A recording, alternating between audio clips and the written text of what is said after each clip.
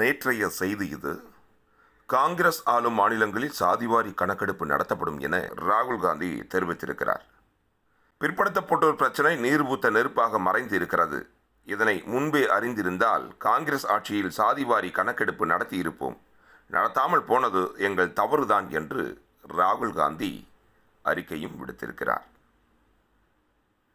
சாதிகள் இல்லையடி பாப்பா, இது மதச்சார்பற்ற நாடு என்று சொல்லிக்கொள்ளும் இந்தியாவில் சாதிவாரி கணக்கெடுப்பு என்பது என்ன விதமான தாக்கத்தை ஏற்படுத்தும்?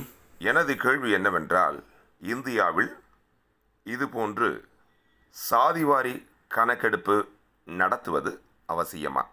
உங்கள் கருத்து என்ன? ஏன் என்றால், அடுத்த ஆண்டு மக்கள் தொகை கணக்கெடுப்பு நடத்தப்பட இருக்கின்ற வேளையிலே இந்த சாதிவாரி கணக்கெடுப்பு என்ற கருத்தும் வலுத்து வருகிறது. இது குறித்து உங்களது பார்வை என்ன? நேர்மறையாக சிந்தித்து கமெண்டில் பதில்களை சொல்லுங்கள்.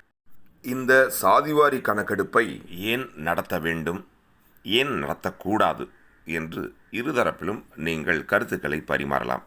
யாருடைய சாதியின் பெயரையும் குறிப்பிட்டோ யாருடைய மதத்தின் பெயரையும் குறிப்பிட்டோ நீங்கள் கருத்தினை சொல்லக்கூடாது. ஆரோக்கியமாக விவாதிப்போம், தேசம் காப்போம்.